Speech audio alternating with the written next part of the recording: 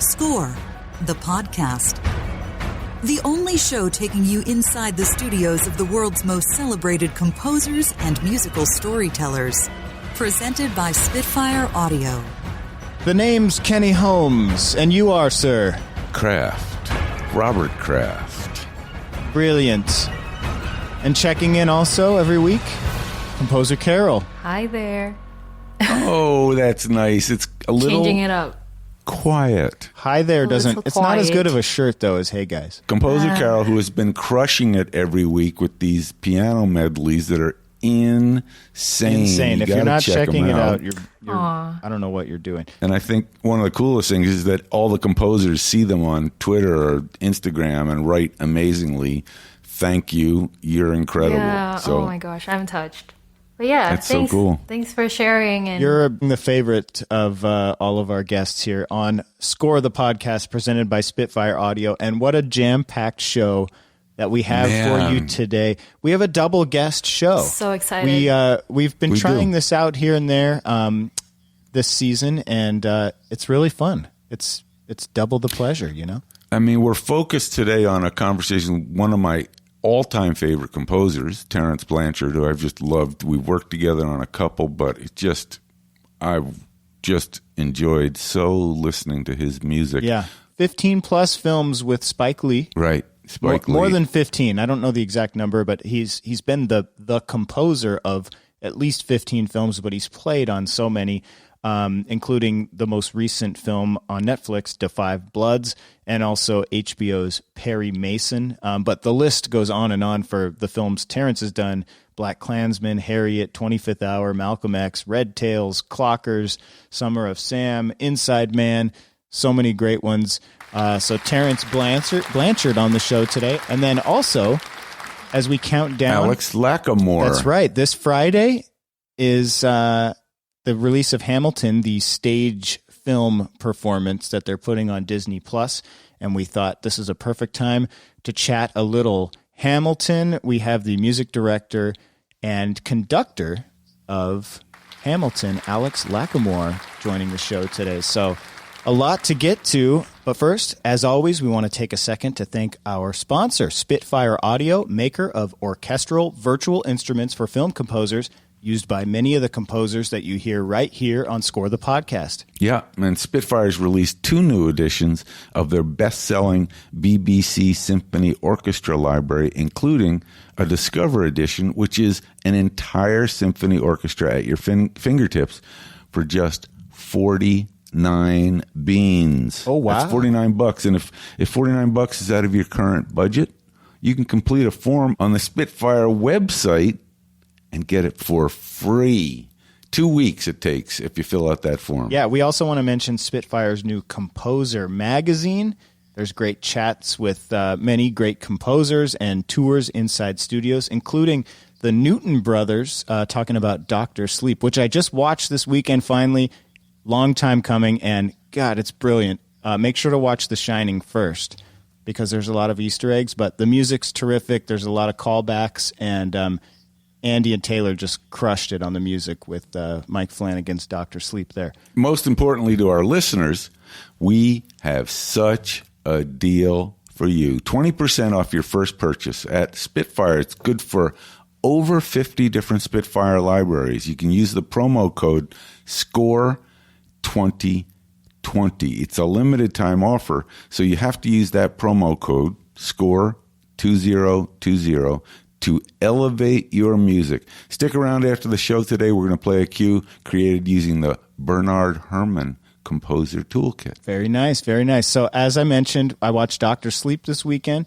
It came out on HBO Max. Didn't even know it was coming out, but Mike Flanagan tweeted it, and I was like, that's what I'm doing tonight, and it's rad. I texted Andy Grush, one half of the Newton brothers, immediately after and said, dude, I don't know what took me so long to see this film and hear what you guys did, but it's fantastic. And I also finally watched Ford versus Ferrari, which is also on HBO Max. And Marco Beltrami and Buck Sanders, loved the music throughout. The performances were great. That's just such a great movie all around. And it took way too long to see these movies. So if you haven't watched those yet, those are my recommendations of the week.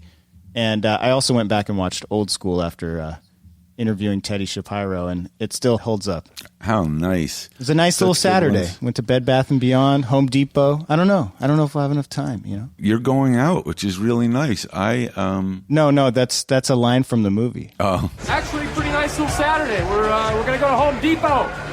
Yeah, buy some wallpaper, maybe get some flooring, stuff like that. Maybe Bed Bath & Beyond, I don't know. I don't know if we'll have enough time. That's funny. Well, we're staying in, and we're certainly hoping our entire audience is having a wonderful opportunity to stay home and stay safe out there. And listen, you know what you can do while you're on lockdown? You can listen to seasons 1 and 2 of Score the Podcast. That's right. Think of the possibilities. Well, I think we should get to it. We have a lot of stuff to talk about here. Absolutely. Let's start with our first guest. Wanna be in the room where it happens, the room where it happens. Joining us now, we're really, really excited because it's a big week. And actually, 2 years ago to this week, I saw Hamilton in Chicago. And Disney Plus, July 3rd, Hamilton is coming out. It's a stage film version. Super exciting to have Alex Lacamoire joining us on the show. Lacamoire. And Alex, just so everybody's clear, I don't know how to say it without the O, but you're an igot at this point. I think my wife says I have a get. A get, okay. He's searching for the Oscar, but he's an Emmy, Grammy, and Tony-winning composer, music director, conductor. He does it all. Alex, thank you so much for coming on the show. Thank you for having me. It's an exciting week for you guys. Tell us how you're feeling about this big release. Super excited. Where we are right now in the world, a live theater is not happening in very many places. And so to get the live experience of Hamilton, that's not happening right now, and we're not exactly clear when that will happen. And there was always a plan for us to release this filmed version of our show, and we were hoping to release it next year in 2021.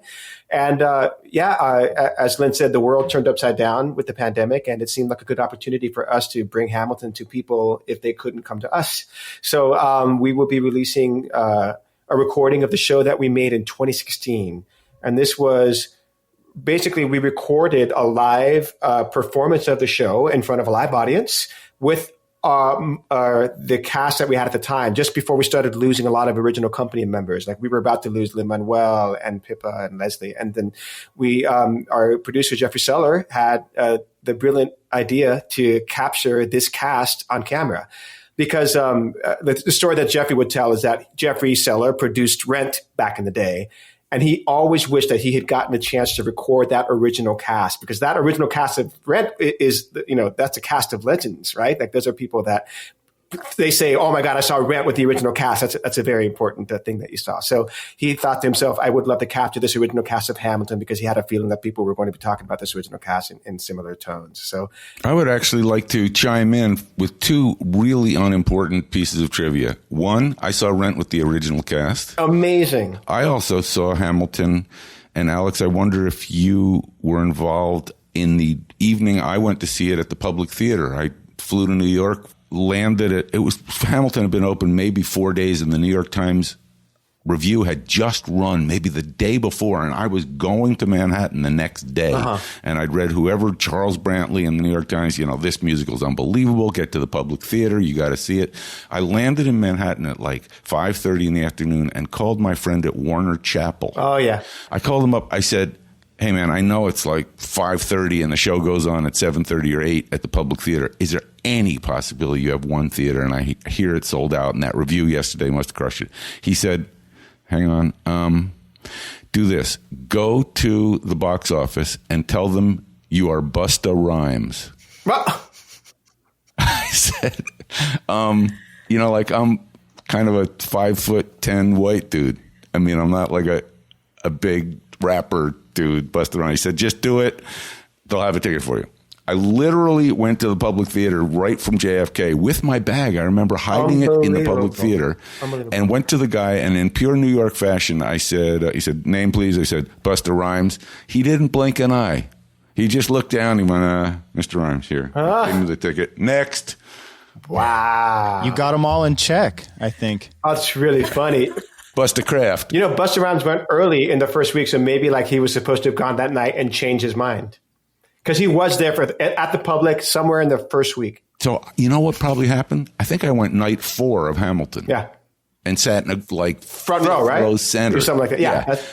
And Rhymes was in the front row in the first week of the public. So probably what happened is he couldn't make it that night, and 2 nights later they got him a ticket. I think that's probably what happened, homie. And they told him, just say you're Robert Kraft. Well played. And the guy didn't look up, but the guy looked at him and said, no, man. But yeah, I might have been conducting it. It was either me or my associate, Kirk Crowley. So I'm excited because the whole concept of Hamilton being filmed as a stage play and then presented, it's a unique job for you because usually, I mean, as you know from doing Greatest Showman, I'm sure, or working now on In the Heights, where these are the actual movies, it's a huge role that you play that is generally unacknowledged in film. It's not on Broadway, but of the pre-production that goes into getting vocalists recorded and the post-production that goes into making it look like they're singing. So when you're doing a live stage play, what was your role in making Spike's version of the stage play prepared for a movie? Yeah, so great question. In preparation for the filming of the live performance that you see in the Hamilton film, that was just our natural day-to-day course of events being in Broadway, which is you try to keep the show as well-maintained as possible, meaning, you know, as conductor, I would sometimes take a show off to watch the show from the house so that I could take notes and give notes about the sound, give notes about cutoffs, give notes about intonation, give notes about phrasing and dynamics, just to try to keep the vocals in shape. I want to interrupt just to say, if I didn't understand this, our listeners may not. What you were saying, because I was saying from the house, so you had a Zoom. You take the night off from conducting? Yes, thank you for clarifying. To get into the audience? Exactly. So instead of like, hey, thank you for clarifying that. Yeah, I would usually conduct the show. The show would occur 8 times a week, and I would conduct most of the shows. And then every once in a while, I would not conduct, and I would have a substitute conductor such that I could actually sit in the audience or by the soundboard and watch the show and take notes and see what the audience was seeing. Because when you're down there in the pilot seat, you're too close and you're listening to everything in headphones. You're not really getting the experience that the audience is getting necessarily. So yeah, it's about trying to just, as I mentioned, trying to keep the show sounding the way as best you think it could sound. Sure. So leading up to the recording, the filming of the show, it was just trying to keep the show, as I mentioned, robust and having it sound clean. And then once it was filmed, it was about the post-production. It was about just listening to the mix and having a great team of people to adjust those things and listening to it in a soundstage, listening to it with Tony Volante, our amazing mixer. We had the help of Tim Latham, who mixed our cast album. We had the help of Derek Lee, who engineered our cast album. We had a lot of folks there just working to make the little micro adjustments that are going to be very hard for people outside of us to really know what went into it. But it's all about trying to deliver a true performance of the show that is also, by the way, different than the cast album. Because the cast album is its own experience, right? And that is doing something in the studio where you can really kind of have fun and add some delay on something that you might not have and cut a section that you might normally put in the show. But this was actually the live performance. So what you have is what you have to work with. It's almost like this concept was predicted for the time. I mean, it's a perfect time for something like this to come out.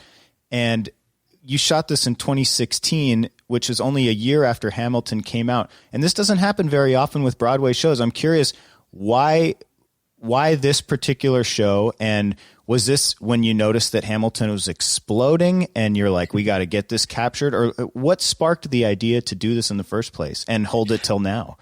Yeah, well, the first part of your question, as I mentioned earlier, I think Jeffrey Seller was the person that really got that idea in our heads about trying to capture this original cast before they disbanded and as they were starting to do. And I will say at that point in time, we knew that the show was being received in a very unprecedented way.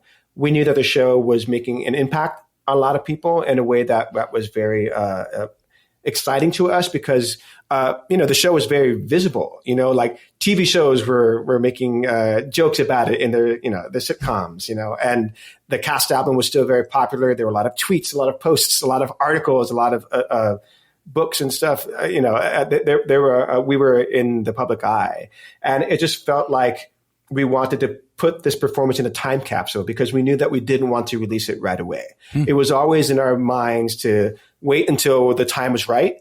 And I think we had always, mentioned the number 5 years. Like that always seemed like the right time for us to release it. But, it could have been earlier, could have been later. We were just going to kind of feel it out, knowing that it just felt right to not oversaturate what was happening at the time. Because as I mentioned, the show is very popular, but we didn't want to have one more representation of ourselves out there. After watching the trailer, even after seeing the show in person, I'm so excited to experience it in a different way because when you're in a theater, you're in your same seat with your same angle for the whole show. But because you're able to go in there I saw an interview with Lin-Manuel last week talking about how it was shot and how some days there were audience members in there and then they would clear the audience out and you do another run with cranes and close-ups. And even though it's still on the stage, it's cinematic. How's it going to feel different to watch Hamilton this way versus sitting in a seat at a theater? Yeah, you explained it perfectly, which is when you're watching a live performance from your seat, you can pick what you want to look at, right? Yes, the lights might be focusing on a particular point on the stage, but you could choose to look left and see what this person is doing and look down into the pit and see what the conductor is doing or whatever. But this is one frame of reference to experience the show. And I got to give major credit to Tommy Kail, our director, and to Jonah Moran, our editor, because out of these 7 cameras of footage that they captured for 2 runs of the show, plus a whole other day of pickups, as you mentioned, and the pickups weren't the whole show. Those were just targeted scenes. They had to then put together and assemble a way to view the show that still made story sense, that still felt like it captured the essence of the show and focused on the right plot points at the right time and maybe gives enough of the choreography that we feel like we're getting the experience of the show. So I guess all this to say, this is one way of seeing the show, but it's not the only way to experience it, because what I hope this does is that, people will see this movie and get what they would like to get out of it, but it will never, in my mind, replace the experience of being in a theater, watching a live performance happening, seeing other people interpret the piece, hearing the vibration, hearing the music through the air that's vibrating just so for you to be able to feel that bass and that sound and see the sweat coming off of somebody off the stage because they're working and performing right in front of your very eyes. That's a tightrope act in a way. I think that's something that people will miss and will come back to. Man, just watching you describe it, I can see the passion that you have for live performance. I also like that you called it a movie. I have one tech question about Hamilton because it's fabulous in this particular iteration of it, and a global question about what you made. The tech question is, you mentioned the cast album, and you don't have to reveal any secrets, but did the singers sing in tune enough for the recording of their vocals live? Because as many people actually suspect but don't know, live singing is rarely completely in tune. In the theater, you kind of give up a lot of critical nature, listening because you're watching the performance. On a record, the difference between a great singer and an ungreat singer, particularly in the good old days, is, Ella Fitzgerald sang perfectly in tune, and there were no overdubs or punch-ins, what we do live. Sure. For Hamilton, I wonder, did you have to do a lot of fixing of vocals, or are those good singers that they're live and in tune? They're amazing, and they're live, and they're in tune. I mean, in this modern age, there is now a little bit of an expectation for, I think, for vocals to be like a little bit more perfectly, quote unquote, in tune than I think there was, back in the old days. Because again, you go back, listen to old records and whatever, Queen, whatever, Van Halen, you listen to that stuff and they're not perfectly in tune. You still love it. It's still great. I think to this day and age, if people would go back, if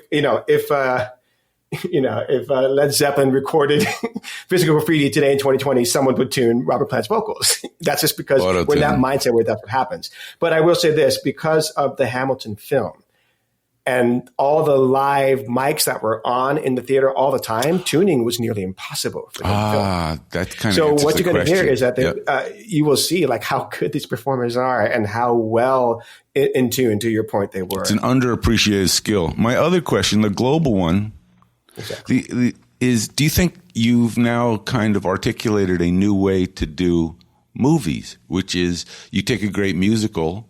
I think actually the answer to the question will be, let's see it July 3rd. That's one way. And to if get it's fabulous and works and is kind of a great way to see it, I think that'll answer my own question. I'm excited by the work that's coming up for you. I saw In the Heights on Broadway. Thank you. I absolutely loved it. As I mentioned, I called Lin-Manuel after it and introduced myself and said, let's try and do something together. And he said, I have some other things in the works. Little did I know. I saw Dear Evan Hansen. Oh, wonderful. Thank you. So have you moved from New York City to California? Are you going to be making movies from now on and not working on Broadway and the Big Apple? Well, I still live in New York and Manhattan. I do love it here. I have toyed around with the idea of doing the bicoastal thing because I was born in Los Angeles. So there are times that I travel out there and LA feels like home because of the memories I have of being a kid there. And there's definitely something about the energy and the air and the sunlight that I love about Southern California. That's hard to deny. But I will say this, I have been presented with a lot more TV and film opportunities that I've been going towards, and it's been really fun and illuminating and scary and terrifying and extremely difficult at the same time. But it's a muscle that I'm trying to exercise because it's not one that I don't have a facility with it yet. That is to say, I take on the challenge of trying to score a scene from just a pure creation versus trying to arrange something that is pre-existing. And I want to be able to just draw from that a little bit more quickly. So it's like any muscle. You have to train it, you have to practice, you have to get it stronger. And I'm excited about opportunities to be able to say, oh yes, I score films, and not have it take me the extremely long time that it takes me, with all the self-doubt that I'm riddling myself with, all of that. So that will come with time, hopefully. When you connected with Lin-Manuel, how early on were you on Hamilton? And I would love to know what you thought of it with your extensive Broadway theater background, a rap about American political history. What were your thoughts on just seeing what he had written? So your first question is, when did I meet him? It was in 2004, and Hamilton was not even a thought at the moment. Hamilton wasn't a thought until Lin-Manuel went on vacation in 2009, I believe. But in terms of what I thought about Hamilton the first time he presented it to me, I will be honest, I admired the verbal dexterity of it, and I saw that the lyrics were, oh my God, that's awesome. But yes, it seemed very outlandish to me. There was a part of me that couldn't tell if he was serious about it or if it was supposed to be tongue-in-cheek. And even if you watch that White House video of us performing it in front of the Obamas, he mentions that he's working on a hip-hop musical about Treasury Secretary Alexander Hamilton, and everybody starts laughing.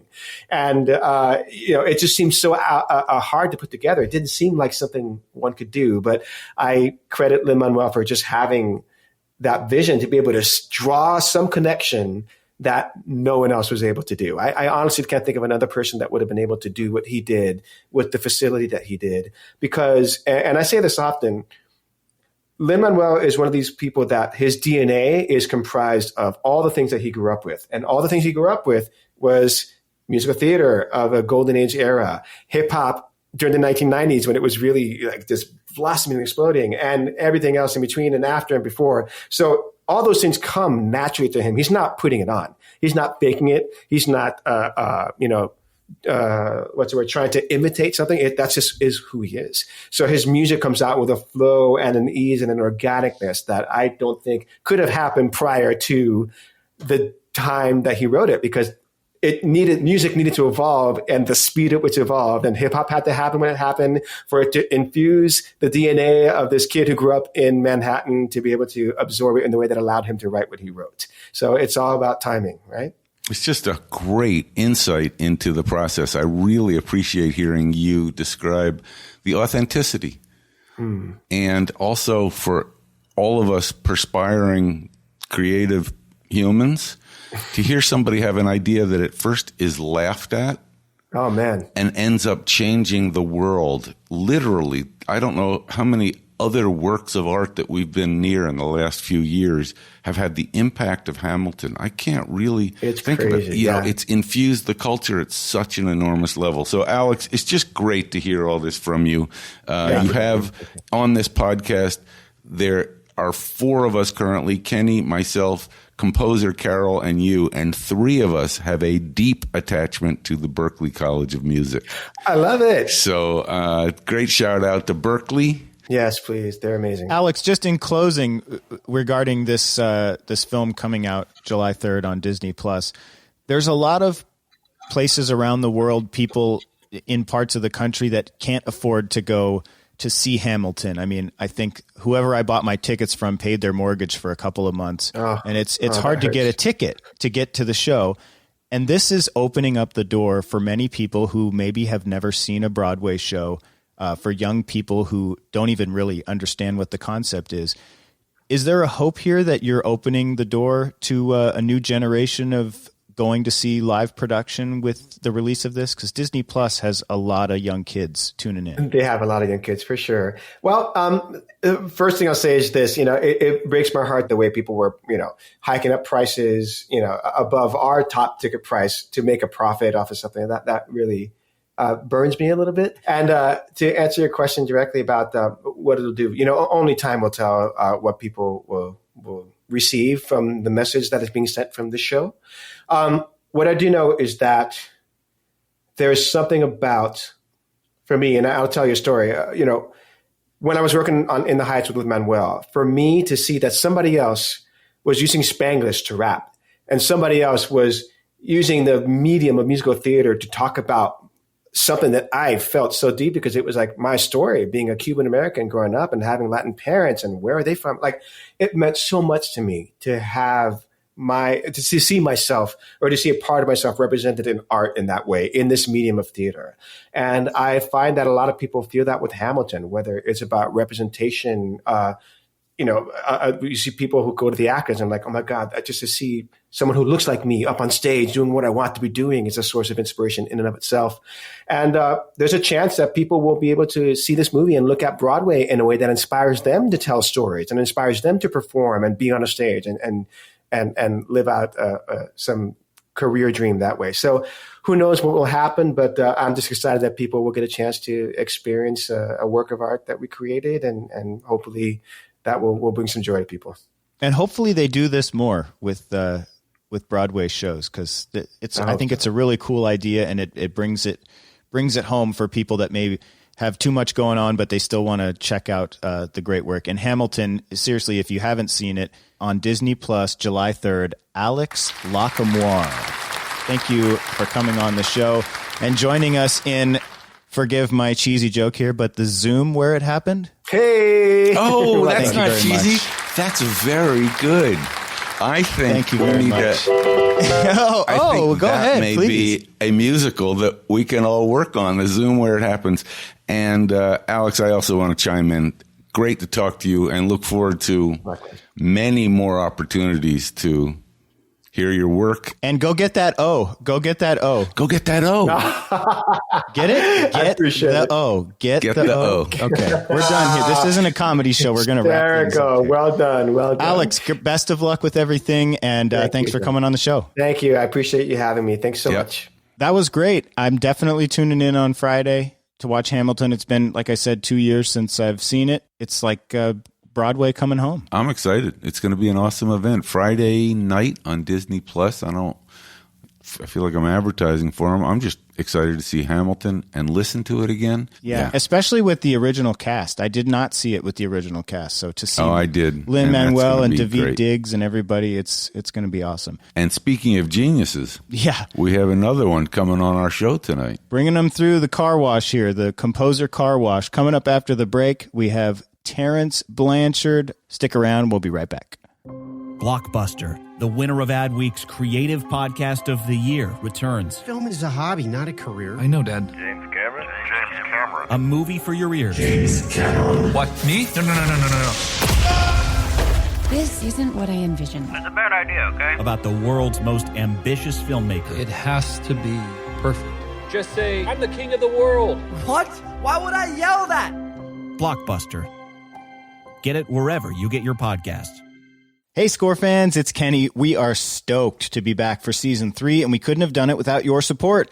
Be sure to connect with us on social media for the latest guest announcements, video clips, industry news, and more. You can find us on all the social platforms. Twitter is @ScoreThePodcast, Instagram @ScoreMovie, and Facebook @ScoreMovie, or you can just search Score, a film music documentary. Also, please remember to click subscribe on your podcast app. And if you're on Apple Podcasts, leave us a short review. It helps more people discover the show. All right, enough business. Let's get back to it. Hello, this is Pinar Toprak. You're listening to Score the Podcast. Now let's go back to the show. Welcome back to Score the Podcast, presented by Spitfire Audio. Super excited for our guest today. He has been alongside Spike Lee on so many great films. He's a 6-time Grammy-winning and Oscar-nominated composer. Terence Blanchard joining the show today. Terence. Hey. How you doing, man? I'm good. How you guys doing? Doing great. Oh, it's great to be here with Terence. And also, Terence, I know that a lot of interviews may have covered this territory, but as I was listening to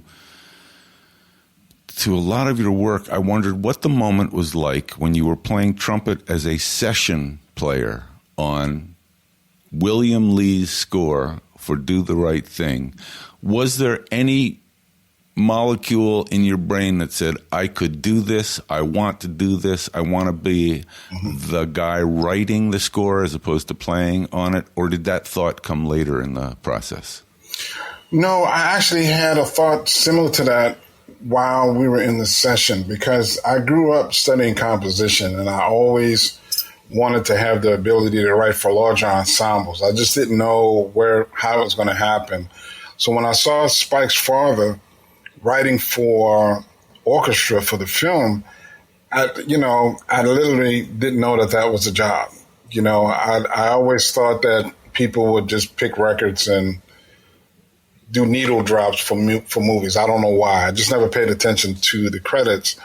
And when I saw what he was doing, I immediately became interested in it. Just didn't know how it would ever happen. And just as luck would have it, when we were doing Mo Better Blues, Spike heard me playing the piano and then asked to use what I was playing and then asked me to write a string arrangement for it. And that's how it all began. I didn't know that Spike Lee's dad was a composer. Oh, yeah. Did you play with him on previous, how did that connection happen? How did you end up playing on Spike Lee's films? Well, Spike's dad is a great bass player. He played with, I think legendary. He played, not Billy Joel. Oh man, I can't remember. But anyway, it'll come to me. But he was a great bass player, and his aunt was a great classical pianist as well. So when Spike was doing some of the earlier films, they hired a contractor with a great jazz musician named Harold Vick. And Harold had this notion of creating a band of jazz musicians, of the most talented people in the New York area, no matter the age group. So there's actually a video that was floating around for a minute from just us hanging backstage with all of these great jazz musicians at one of Spike's earlier sessions. So I was just called in to play on one of the sessions. And what was crazy about it was, there were two things that happened simultaneously. Lenny White was doing an album of this vocal group, and he wanted Miles Davis to play on the track, but he couldn't get Miles. So he asked me to do it and do it with a Harmon mute, right? Well, at the same time that was happening, I was walking into the session with a Lakers T-shirt on. I had a Lakers T-shirt, Lakers hat. No. Yeah, man. And they had just beaten the Celtics, and Spike, and he looked at me, he goes, Lakers fan. I go, yeah, man, proud of it. And then the track got used in the film, right? And then Spike said, man, that's you playing on? I said, yeah. And that's how he remembered me. So when it came time to do Mo Better Blues, he asked me to coach Denzel Washington. and then one thing just led to another, man. And we've been working together for about 30 years now. Did you show Denzel sort of embouchure and different kinds of physical trips that a trumpet player would be used to? Well, I tried to at first, but he was in L.A. and I was in New York. So we got Oscar Brashear. I don't know if you knew Oscar Brashear is a great trumpet player. We got him to show Denzel how to buzz while he was in L.A. So when he came to New York, initially I tried to make videos for him, but the videos just didn't get it, Yeah. But what I figured out was if I would just write out the fingerings on a piece of paper, it gave him something tangible. It's like music to him. It gave him something tangible where he could practice at his own tempo, and then build up his dexterity that way. The problem was that he actually knew the fingerings. So if he got caught up in a take of a scene, your natural inclination is to correct your mistake, right? And that little bit of hiccup you could see in a take, right? So what we had to figure out was, listen, man, we clogged up the horn. We allowed him to blow as hard as he could. And we said, don't try to use the fingerings, just sing with the track and do it that way. And that way, man, he just became spot on. He was just nailing it every day. It's so great. It's one of my favorite or most scary moments in any musical film is when you have an actor isn't proficient playing, and there's I would squirm and say, I don't understand how they could shoot this. The guy's hands are on the lower half of the piano, and what you're hearing is the top half. But, and Chris Bowers told us, technology's a little better now. They just put Mahershala's head on his body for Green Book for the heavy playing scenes. Yeah, well, I don't think that would have worked with me and Denzel. I don't know. Yeah. Terence, I'm going to embarrass you by saying that you were so.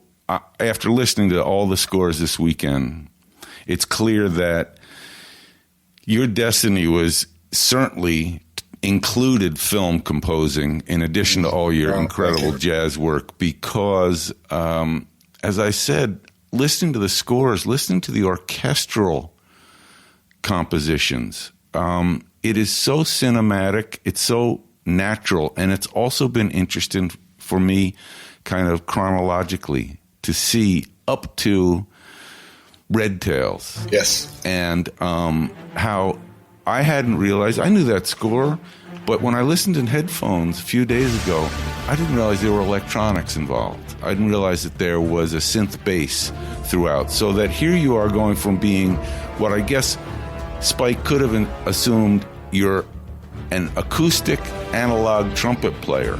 Right. How could he know that you were actually both magnificent orchestral composer, but also had this skill set with electronics that really changed things? Tell me a little bit about what Red Tails was like for you and being at Skywalker. How was that? First of all, it was an amazing honor to work with George Lucas, and one of the things we were talking about earlier that shocked me was how similar it was working with him as it was working with Spike. Both very detailed guys, but still guys who respect other people's craft enough to give you room to create. When I got a chance to get up to Skywalker, I was just amazed at the entire thing, and it's an overwhelming place to be. But the cool thing about George is that he, and I don't mean this, I mean this in the best way. He's kind of like an ordinary dude when you're hanging around him. That it kind of disarms all of that other stuff. Next thing you know, we're just concerned about the project, and we're talking about that. But it was a great experience working with him, But like I was telling you earlier, I kept looking for direction from him, and he said, "Man, just make it big. Just make it big." And when he said that, I said, "Okay, well, I'm going to use everything at my disposal." And what a lot of people don't really know about me is that I grew up listening to all different types of music. I was in the Return of Pharaoh, Mandrill, Parliament Funkadelic, Headhunters, the Purple Haze was one of my favorite things to listen to. I listened to a lot of different things, and I still do to this day. So when I got a chance to bring a lot of those elements to bear, man, I just had a lot of fun doing it, and I'm still doing it to this day. And one of the things that was nice that you said about George and Spike, I read that Spike doesn't give you a lot of, do this, do that. No, not at all. What a great compliment. What a great compliment to you. Yeah, but the thing about it though, Rob, what it does, man, it makes you work hard. Because when any person that you work with gives you that amount of room and has that amount of trust in you, at least for me, I'm the type of person where I'm not going to betray that trust in any way. I'm going to make sure that person feels comfortable that I have it handled on my end. You know what I mean? So I'm constantly checking twice, dotting my I's, crossing my T's twice, man, and going through things to make sure that things work. When it's time to score, actually, man, I get to the session 2 hours beforehand, just to make sure everything's working. And I'm like a nervous wreck for about an hour and a half, and then that last 30 minutes, I just kind of just relax and have fun and just wait for everybody to show up and then get to work. Do you have a little team? I just wondered if, Spike has a little crew that's kind of around him a lot. Yeah. Uh-huh. Usually editor, I'm not sure, music editor. I don't know if he has. Yeah, Marvin Morris. Because it used to be Alex Steyermark on some of the early stuff. That was early stuff, yeah. I just wondered, when you say you get there 2 hours early, are you pretty consistent with like an engineer or an orchestrator or a crew around you, or is it different per? No. Well, it's changed. We were using Frank Wolf for a number of years, and now we're using a young guy named Greg Hayes. But we try to stay consistent with a lot of, because one of the things with Spike, Spike is very loyal, and he's the type of guy, he's a creature of habit, and when we're doing these sessions, we don't want any new wrinkles. You know what I mean? If we have people that are competent and really great at their job, we're going to make sure that we try to put that team back together as many times as we can. Amen. Can you take us back to just growing up? I know, did you grow up in New Orleans? Yes. Mm-hmm. So there's, talk about a place to grow up for music. It's the place. And Kenny, I can't tell you how many times as an adult, you reach that point in your life where you start to realize how blessed you are, and I can't tell you how many times I've said to myself that I'm so blessed to be from this town, because growing up, just from the sheer notion of what, Rob was talking about, Return to Forever, I grew up in a town where, I could hear like traditional jazz being played in the clubs in the French Quarter. And then I could go home and listen to Miles Davis, Clifford Brown, Thelonious Monk. So immediately I started to understand that there was like a growth. There was a tradition. There wasn't a level that you reach and then you just stop. That was my first recollection of what it meant to be a musician. Then on top of that, the number of people in this town, because I still live in New Orleans now, the number of people, I'm bi-coast. I live in both LA and here, but I'm here during the pandemic. The number of people who do this because they love it. They've not become big stars, but they're great musicians, they're very creative, and they love what they do. That's my orientation of what it means to be a musician and an artist. It's not about trying to chase down a certain type of career or anything like that. It's really about trying to learn with each project, trying to grow with each project, and trying to give back, man, to the community that has given me so much. I love that so much. And there's only 2 cities I've ever been to where you can walk outside at any point in the day and hear music, and it's Nashville and New Orleans. And there's I'll add a third to that, which is Havana. Oh, okay. Woo! Havana. You can be walking on any street in Havana and you hear a bass. You think, wait a minute, somebody's playing a record that's just a bass solo, and you walk around the corner and there's a dude on the street just right. Let me just tell you this story real quick. So you talk about Havana, right? So I went there with my band, the E Collective. We did a tour there, and it was an amazing tour. When we get to Havana, they took me to a high school where these 15-year-old kids, they had an all-girls jazz band that was amazing. Then they had this other band come up, and the kid was 14 years old playing the alto saxophone like Cannonball Adderley. And when I went over to shake his hand, I was like, man, he didn't speak any English. I didn't speak any Spanish. And I just said, hey, man, you are amazing. And when I was walking back to my seat, I heard the kids giggle and laugh. And I was looking at my road manager, and I said, what happened? He said, man, when you shook his hand, the kid went like, what did I do? You know what I mean? Because that's just what they do every day. We go to Santiago, and they take me to a jam session, right?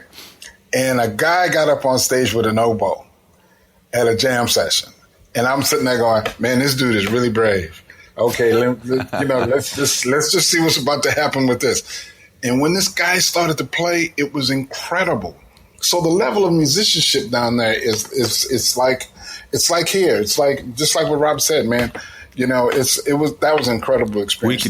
We could do a whole show on two aspects of this.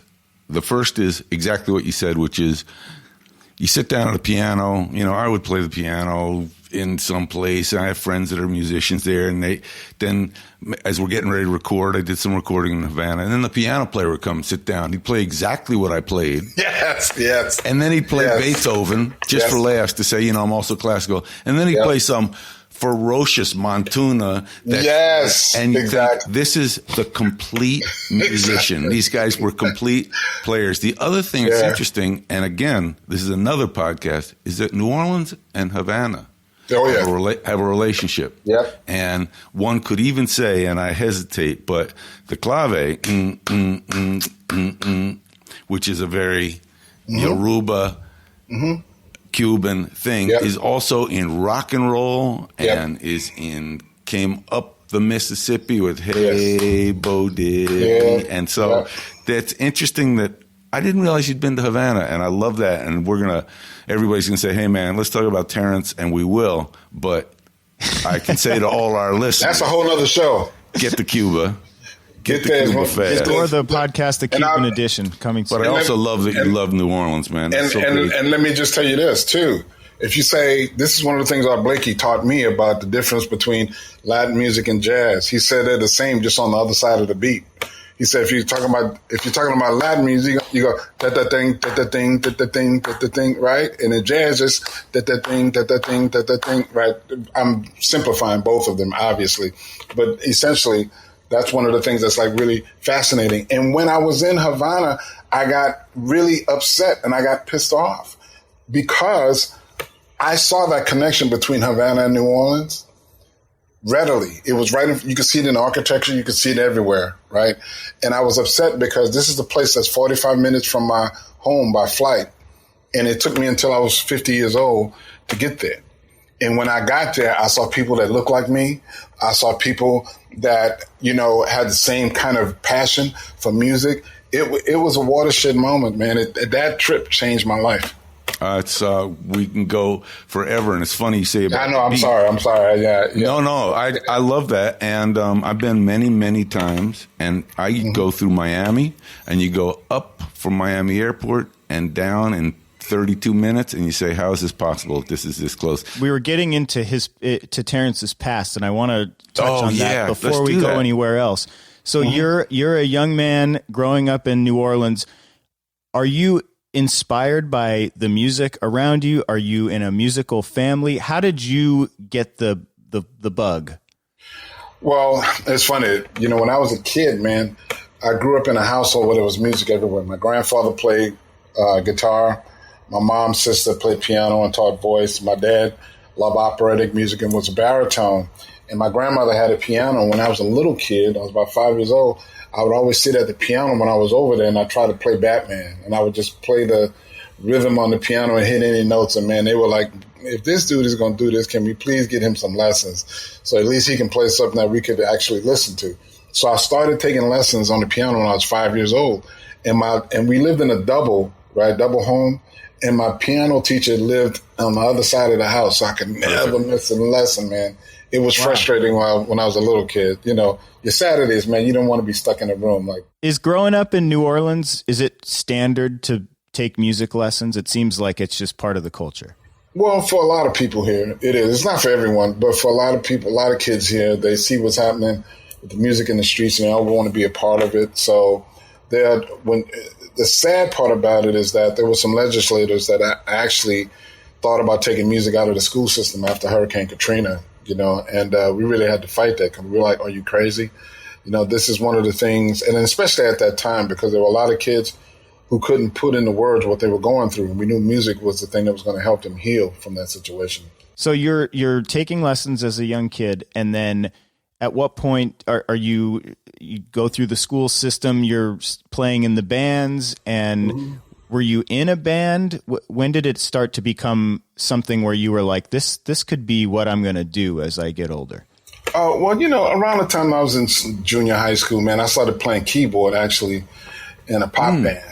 You know, because that's where I started. I started playing piano before I started playing trumpet. So I was a keyboardist in a pop band. We played dances all around town. And then I would actually started playing some jazz gigs with some musicians here on my horn.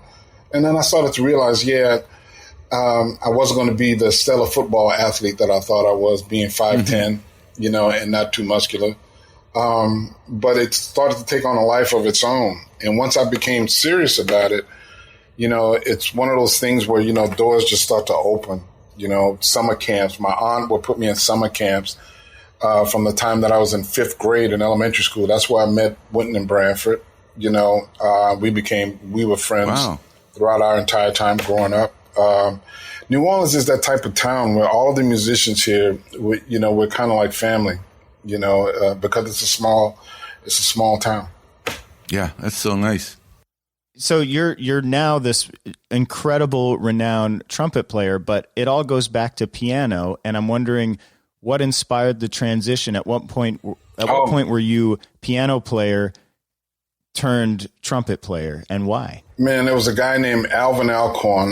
You can't see it in my studio, but I have his picture on my wall to remind me of it. When I was in 4th grade in elementary school, he brought a traditional jazz band to my elementary school to, you know, just play for us, right?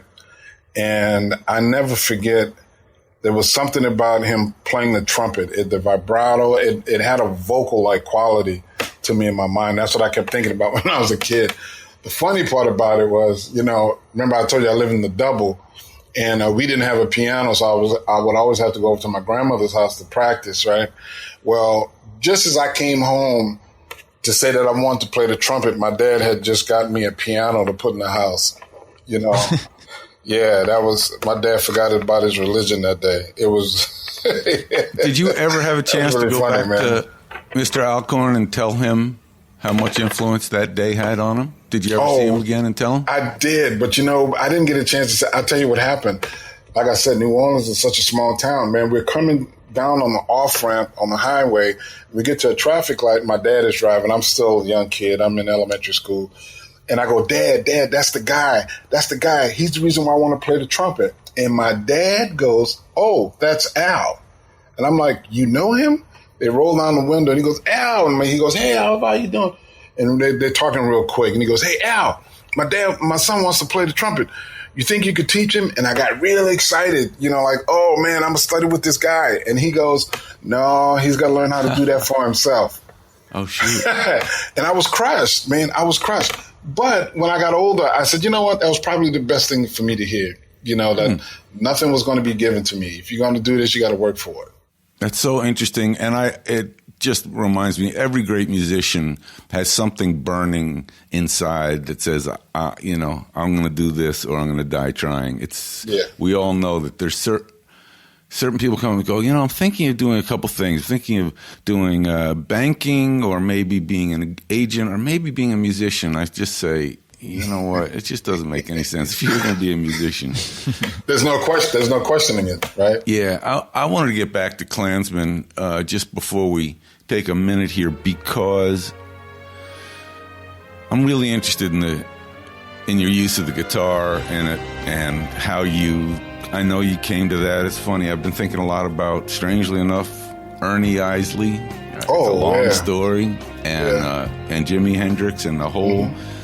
You know, Hendrix was in the Isley Band, but I know that on Klansman, there was a moment there where you maybe thought about Hendrix or using a guitar.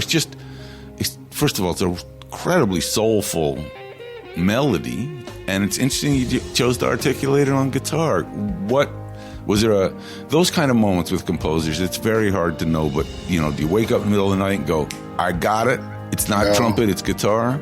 Yeah, well, for me, it's when I saw the first clip with John David with that afro and that leather jacket and those bell-bottom pants. Man, I went right back to my childhood in the 70s when the Black Panther movement was really strong. You know, there was a lot of things going on. There was a few dudes in my neighborhood, man, who had just come back from the war, and some of those guys were shell-shocked and was suffering with mental illness. We didn't know that at the time. We just thought that they were crazy.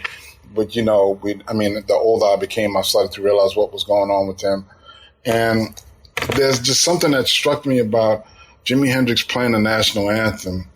And I kept saying to myself, his interpretation of it to me was one of the most patriotic things that I've heard. You know, a lot of people will disagree with that. But for me, he was being honest, you know, about what he was feeling when he played it.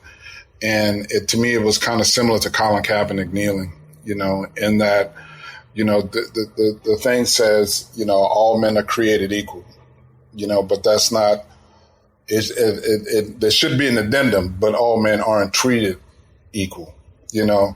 And when he played that and I heard it, I said, you know what, that's got to be the sound for this movie where you have this ordinary person who did an extraordinary thing.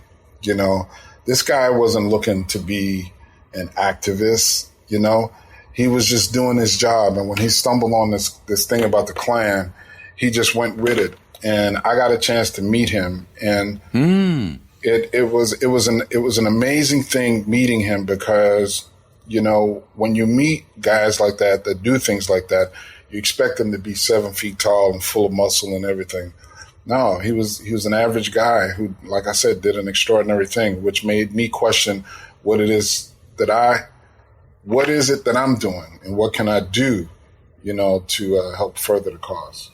I liked one of the comments under, I was watching a scene that I found on YouTube of Black Klansman, and one of the comments reminded me of the year that you were either lucky or unlucky to have Black Klansman nominated for an Academy Award, because the comment did not mince words. It said, Terence should have won the Oscar for Black Klansman. Then it said a word that I won't repeat because we have a family audience sometimes, but it said blank Black Panther. Oh, wow. Wow. And I didn't remember that the energy around Black Panther was sort of sweeping up awards, and there you had just this magnificent score. But I liked reading at one point that you said you had you didn't go into any movie, of course, thinking, oh man, no, this is my Oscar bid. No. It's just your next score. Yeah, I mean, because even with the nomination, even with the Five Bloods, it never happened in the past, so I wasn't looking forward to it happening at any time soon. So when it did, it was such a shock to the system, and it was a great time. I was just happy to be there, man.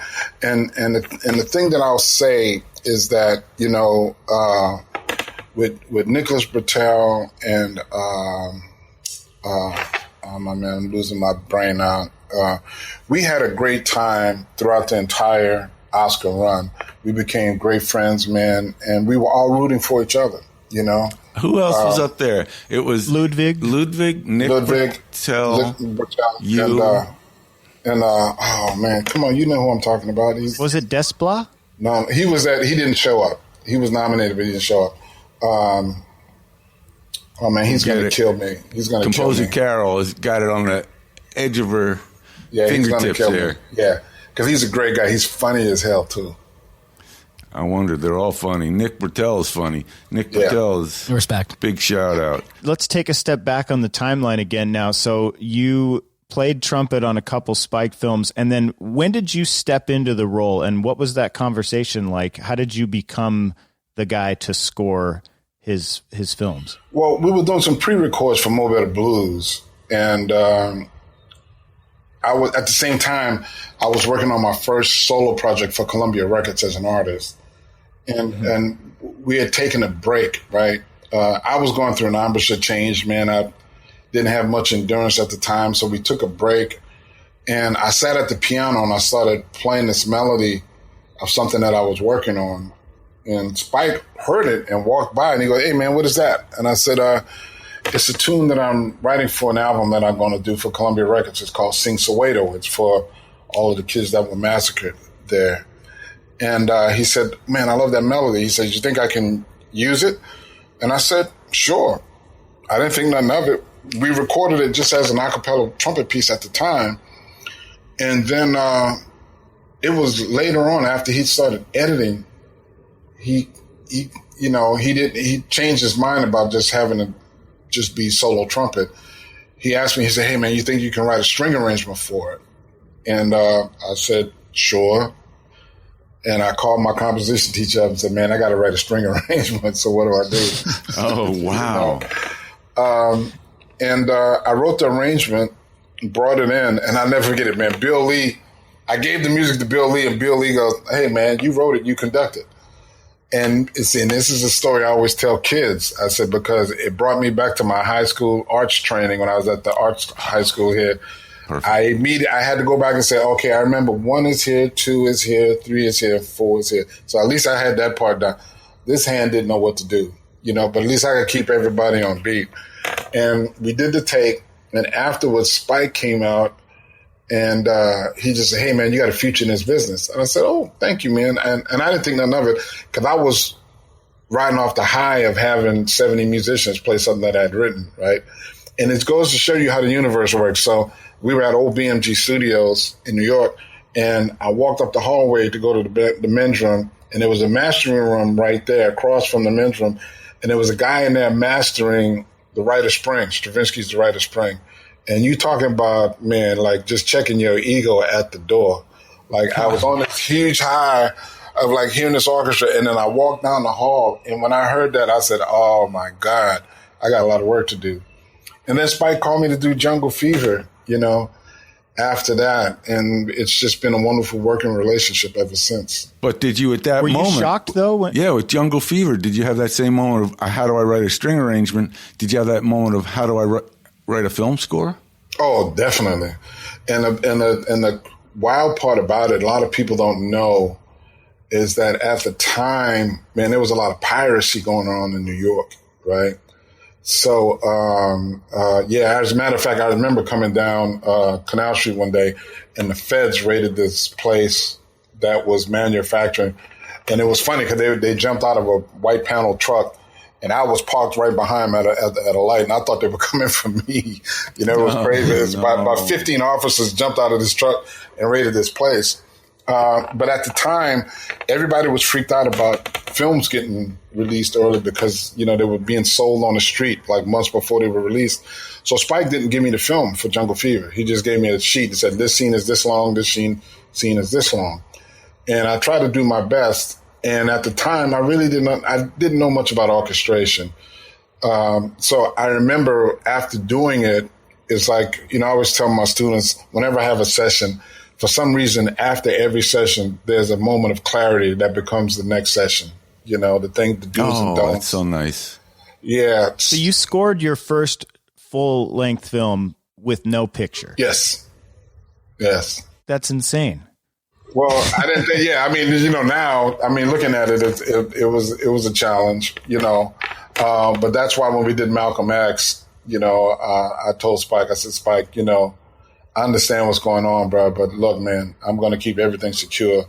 And look, I get it. I understand what he was, because, one of the places that he was working at when he was doing it, man, I'm telling you, it was crazy back then. There were like major films being sold on the street prior to release. Well, I think just before we take a little break and come back with Terence Blanchard, I must share it, that in that moment of all the films being stolen, I had the experience of actually finishing Avatar. Oh, wow. And being very concerned the studio was about piracy. Yes. And I went to the premiere, and then my family we had a friend who was working in Phnom Penh, Cambodia. He'd started an orphanage, and after the premiere, we flew to visit him and do some work. And we got there, and the very first day we're walking in Phnom Penh, and this kid comes up to us with a basket full of DVDs. Yep. He had Avatar for sale. And that's something. I'd been at the premiere maybe 48 hours before, and it was 75 cents. And I thought, well, here's a $200 million movie that somebody has already figured out a way to steal. Yeah. It didn't affect the box office. Didn't affect the box office. That 75 cents, I kept it in my pocket. I brought it right back to Fox and threw it in a basket. We're going to take a quick break. Much more to come with Terence Blanchard. Stick around. We'll be right back. Hey there, fans of Score the Podcast. I'm David W. Collins, creator and host of The Soundtrack Show for iHeartRadio. Like you, I love Score the Podcast. And The Soundtrack Show is the perfect complement if you're passionate about music for film, TV, even video games and theater. Each week, I do a deep dive into some of the greatest scores of all time, as well as some fan favorites, and talk about why the music moves us from a character and story point of view. We also learn fascinating behind-the-scenes stories and share the history and background that brought each piece of music to life. It doesn't matter if you're a musician or not. Music is a language that we all understand. And through our love of movies like Star Wars, Lord of the Rings, Back to the Future, or even classics like Casablanca or Psycho, we can gain a deeper appreciation for how composers are speaking to us through music, explaining why we have such a powerful reaction to the images on screen. The Soundtrack Show is available on Apple Podcasts, the iHeartRadio app, or wherever you get your podcasts. Hi, this is Nicholas Bertel. You're listening to Score the Podcast. And now, let's get back to the show. Welcome back to Score the Podcast, presented by Spitfire Audio. We're joined by Oscar-nominated and Grammy-winning composer Terence Blanchard. Latest film, The Five Bloods on Netflix, another Spike Lee joint. Terence, we found out the name, and maybe we should come back. Carol researched it. Here are the 5 contenders for that year, which might have been 2018. Black Panther, Black Klansman, Beale Street, Isle of Dogs, Mary Poppins, Mark Shaman. Mark Shaman. And you're going like this. You're going like this. You say he's really funny, and I thought, who? And then, okay, one of the funniest guys ever. Boy, did I have some amazing times with Mark Shaman. Amazing. Didn't he win the Golden Globe too? Oh, you know what? I think he did. Because Ludwig didn't win it. Yeah, I think he did. But, we were at the BAFTAs, man. And, in the BAFTAs, they combine the songs with the score. So, and we were up against Lady Gaga, and we went for the trip, man. We knew what was going to happen. And it was so funny, man, because I could see Mark across the hall. I mean, in the concert hall. And when our category came up and they called them as the winner, Mark looked over at me and he goes, "Loser." That's funny. He is a very funny man. I've known him a long time. That seems like the thing to. Didn't John Powell tell us that Hans Zimmer did that to him when Social Network won the Oscar? I feel like that the exact same thing. He did the L. Terence, I'm curious how your relationship with Spike Lee has changed over the time you've worked with him. How is it different working with him? Are you even verbal anymore? Do you need to even speak? I mean, when you work with someone that long, it seems like you probably get a vibe of what they're looking for. Yeah, it's been an interesting relationship, Kenny, because I tend to think not that I think I know. It's been a beautiful thing watching both of us grow, and Barry too, who's the editor, because I've been telling people all along, the wonderful thing about working with Spike is that he really loves making movies, man. I mean, there's just no way around it. I mean, and he is a historian, he knows a lot about film, and I get inspired working with him every time. You know, we were doing the Oscar run for Black Klansman when he told me he was getting ready to start shooting the Five Bloods. And I'm like, damn, brother, take a break, man. You know, do something. And he got to work, and I'll never forget when he sent me the first cut. My reaction was like, oh my God, you know, this guy's done it again. And then the next thought is like, you know, that's like getting a pass from Michael Jordan on the court, and you're all alone by yourself. You got to take the shot. You have to take the shot, and you got to make the shot. You know what I mean? And that's what I felt like, because I watched Delroy's performance, Clark Peters, everybody, and the cinematography. I thought it was just gorgeous. And I'm sitting there saying to myself, there's no way that I'm going to allow the music to be the weak link in this chain, because everybody's done such an amazing job. Yeah, and it's cool that this film, you know, in a time where the theaters are shut down and everything, something like Netflix, you're probably getting a lot of eyes on this film. Are you noticing that a lot of people are seeing the film? I've had so many friends and colleagues like hit me up on social media, text me on my phone about enjoying the film, and it makes it in this weird, crazy moment that we're living in. It brings a lot of joy to my heart that we've created something that can take people away from the craziness just for a little bit, you know, and also make people reflect, you know, because a lot of people have been saying that the film is a timely film. And my answer to that is that it's not a timely film. It's just that these issues that we've been dealing with haven't been really confronted. You know, we could have done this movie last year and people would have said the exact same thing, you know. But having said that, I think I feel blessed and I feel honored to have worked on this project and to be working with people like Spike and like Delroy and all of those guys who love what they do and really great at it. I just thought it was amazing. I wanted to ask a little bit, and Kenny and I were talking about this. Just curious, I know that Spike wanted the Marvin Gaye material. I'm just curious, had he spotted the film with those moments and you had to write around them, or was it kind of done together? No, he already had it in there. You know, one of the things about Spike, man, is that not only is he a film historian, man, he is a serious music lover.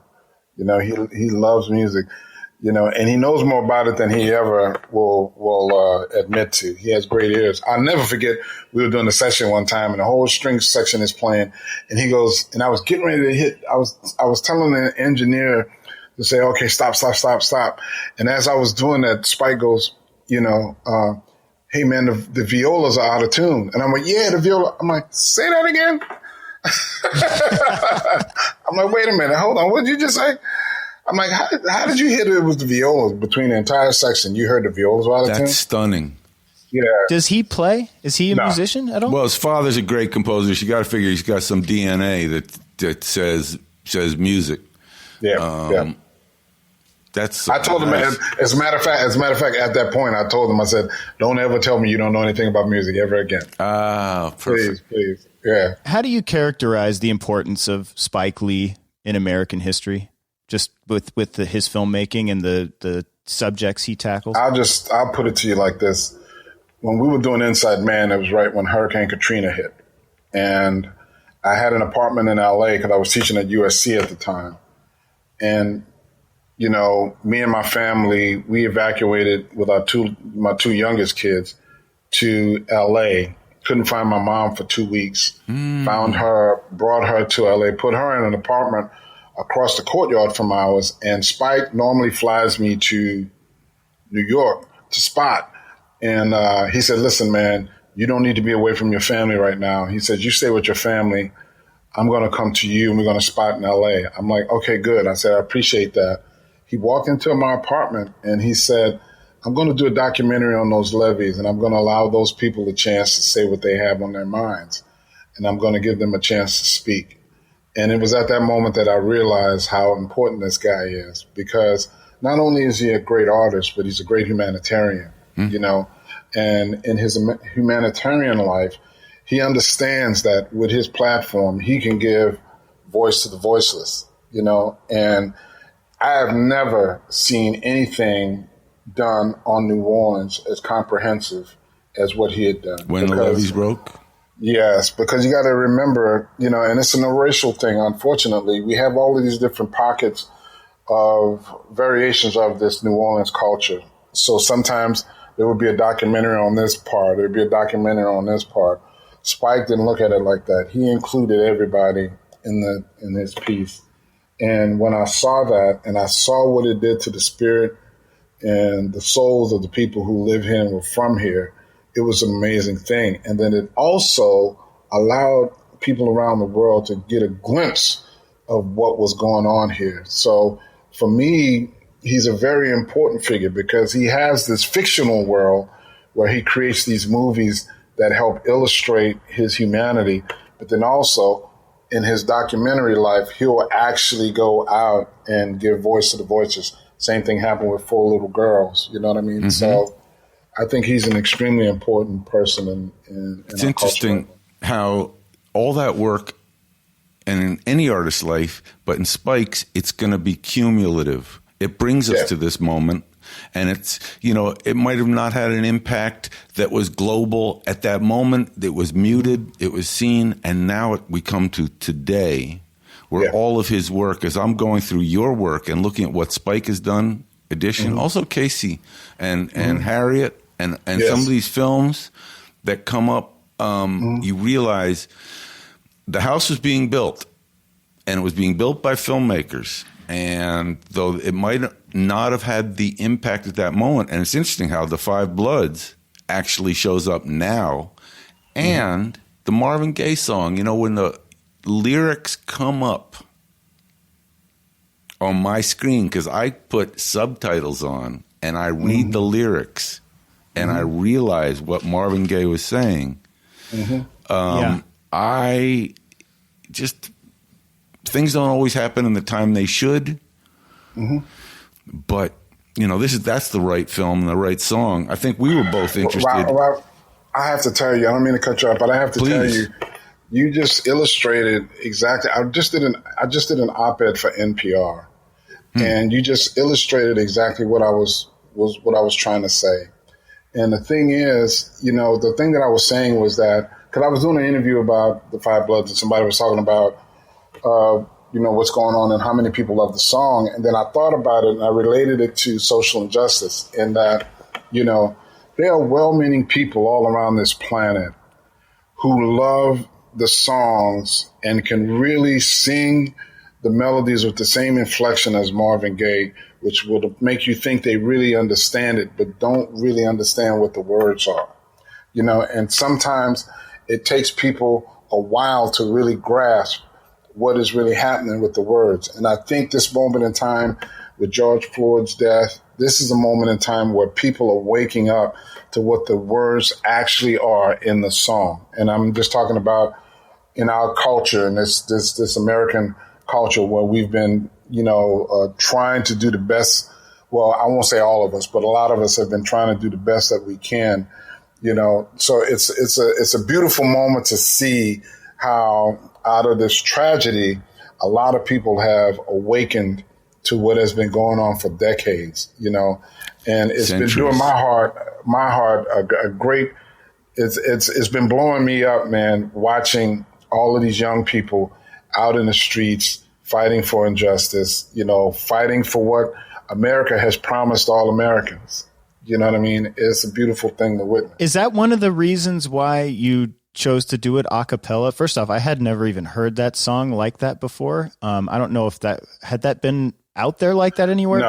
But the fact that you didn't have the music around it to really put the lyrics on display. No, that was a Spike decision, and I think he did it exactly for that reason. I think the backdrop of the war, what we were talking about earlier, these guys fighting for the rights for people they don't know, only to go back and not have the same rights as the people they were fighting for. And then the person who was fighting for their rights was killed, but they were still professionals. It's an amazing thing. And I think, by making it an a cappella piece, it gave, like you said, it gave you a chance to really focus on what's going on. Because when he says, mother, mother, mother, there's far too many of us dying, Brother, brother, brother, there's far too many of us dying. Mother, mother, mother, there's far too many of you crying. It's powerful. You know, Marvin Gaye is really, really laying it down with those lyrics. I mean, it's just quite a remarkable song, more than I ever knew.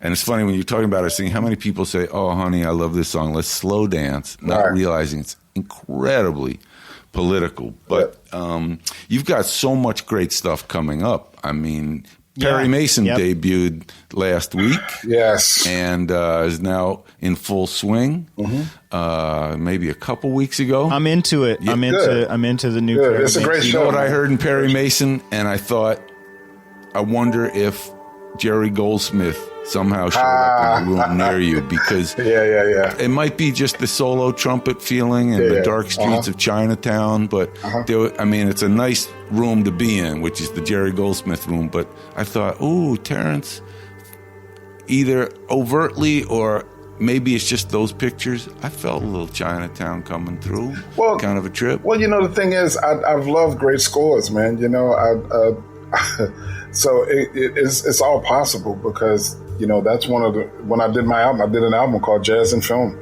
and we recorded Chinatown. Yeah. Oh, I remember. You know? That's right. That's right. You know what I mean? So it's possible. You know, for me, what I try to do with Perry Mason is to try to create something fresh, but bring in some of the sonic elements of the period, you know, and do something a little different. Are you playing? There's a lot of piano and trumpet on display. Is that you playing everything? I'm playing both. I'm not playing. You know, during this COVID-19 period, we had to find guys who could record at home. Sure. So we had a bunch of guys who recorded drums, bass, and the horns, saxophones, and the strings in the studios, and I did everything else, including the piano and trumpet. Oh, that's so nice. Well, it's definitely a great show, and it's, you know, anytime you're on an HBO series, they don't miss very often. So I'm excited to see how that unfolds. When I saw this show, I was amazed, because, and I've been telling people, I said, this is not your dad's Perry Mason. You know what I mean? Just wait.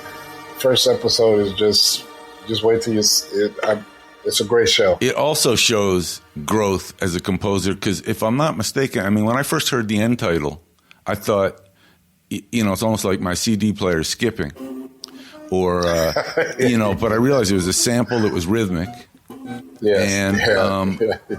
Plus, it just shows all the coolness of electronics, plus kind of an acoustic band. Yeah. You know that first sound? Yeah. What is that? A sample of? It's a sample of something that I put that's in Omnisphere that I used. Oh wow! But I got the idea because that truck, man, is so rickety at the beginning of the show. Nice. That's so cool. I think, Terence, we just wanted to ask also a little bit about the Charles Blow book that you're going to be working on. I mean, I've been interested in hearing you. I don't know if we even got it on the podcast, but earlier saying that your father listened to opera. You have your second opera coming up for the Metropolitan, correct? Yeah, I'm excited about it. I still wonder about how I got here, you know, because my father loved opera, and I always said, you know, he's probably up in heaven looking down at me going, I told you so. You should listen to me years ago. Yeah. But I've been blessed, man, because this whole journey started with Opera Theater St. Louis when they asked me to do Champion in 2013. Mm-hmm. That's when it premiered. And, you know, they said, well, we want you to do another one. And, you know, my wife found the book of Charles Blow's life, Fire Shut Up in My Bones. And it's been a beautiful journey, you know, because when we premiered it in St. Louis, those guys did an amazing job. And it's such a different experience than writing film, because in film, I'm reacting to something that I'm looking at. There's a stimulus on the screen that's you know, inspiring me to write. Here, it's just a libretto in my mind.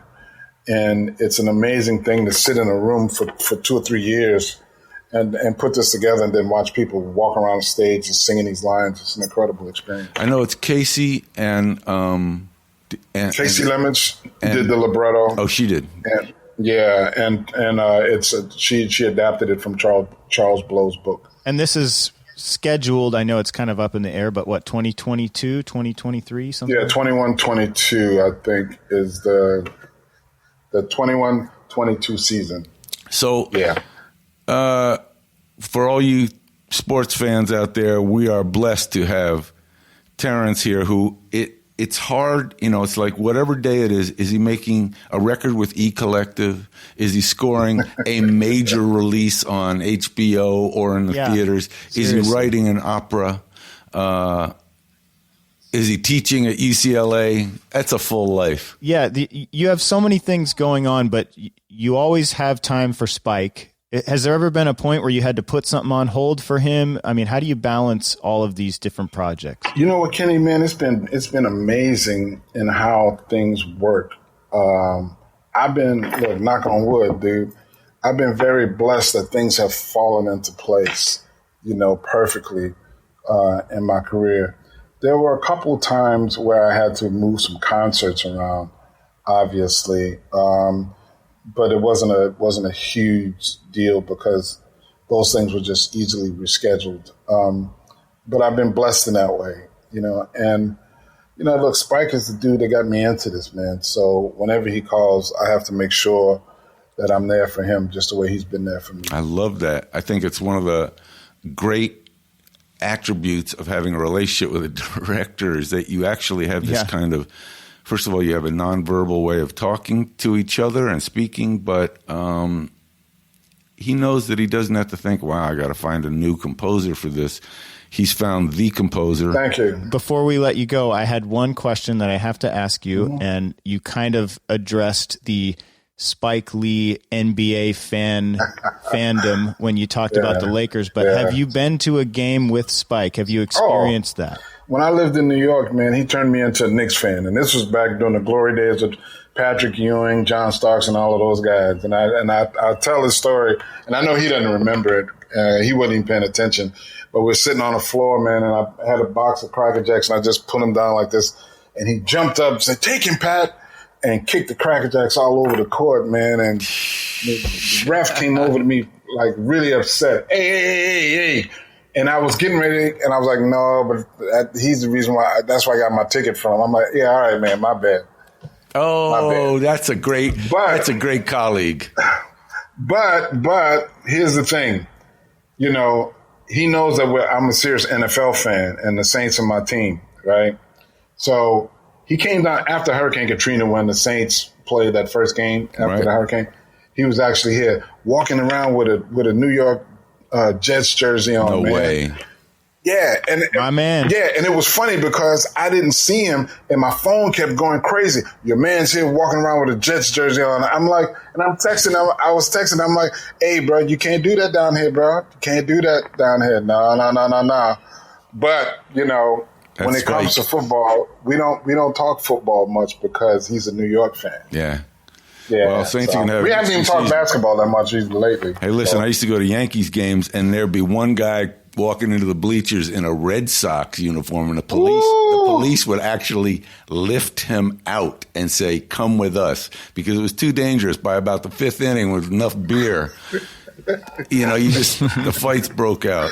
But man, just by you saying that, yeah. Just I love can feel that just the Cracker Jacks. Just love here, man. That's so fantastic. Well, Terence, thank you so much for taking the time all the way joining us from New Orleans. We really appreciate you coming on the show. And the music of Perry Mason is available now on Water Tower Music, and new episodes every Sunday on HBO. And also make sure to go watch Da 5 Bloods on Netflix. That is out now. And so is The Score, right? On all the music platforms? Yep. The Score's out as well. Beautiful Thank you guys, man. It's been great. Hey, Robert, it's been great seeing you. It's been too long. Terence, too long, but we're gonna figure that out. We're gonna remedy that. Yeah. So thank you so much. Fantastic. Man. And a reminder to our listeners to follow us. There's a number of ways. Instagram, Score Movie, Twitter, @Score the Podcast, Facebook, Score a Film Music Documentary. Send us your questions to score the mailbox at epiclef.com. We'll try to get those answered on the show. Robert, take it away. Hey, Terence, just a great pleasure. I'm going to go listen to more Terence Blanchard after this podcast just because it makes me feel so good. So thank you, man. Cheers, and we'll see you next week. All right. Thank you, guys. Appreciate it.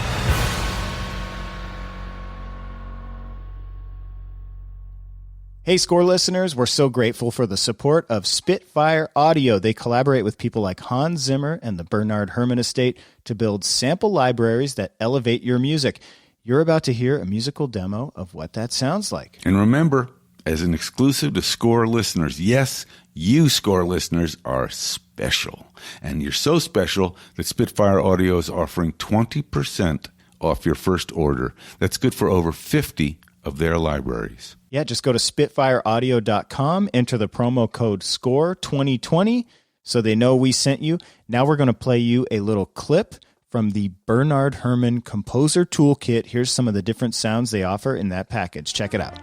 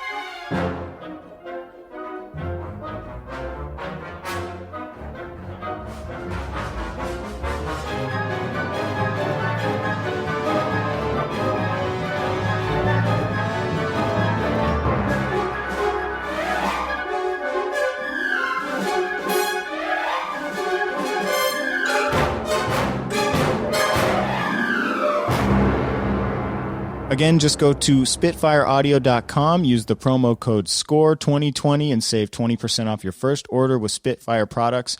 We will see you next week. Where, Robert? On your radio dial, or more appropriately, on Score, the podcast. I'm leaving that. That's great.